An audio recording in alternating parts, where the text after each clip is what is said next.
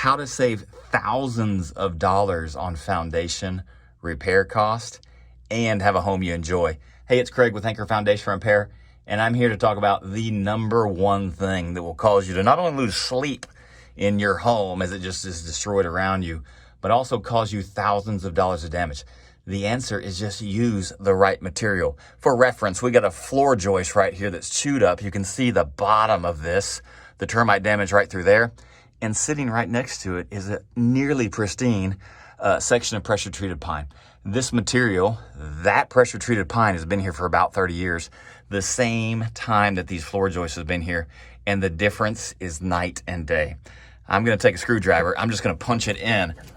I don't even have to really shove super hard, but it is just breaking apart, brittle as can be.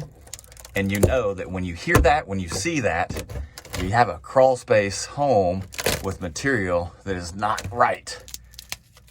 So guys, how do you avoid this? Well, make sure you inspect your home before you buy it. And if you're building your own, make sure you're using the right material. And if you're having it repaired, make sure you're using a contractor that uses the right material from the start.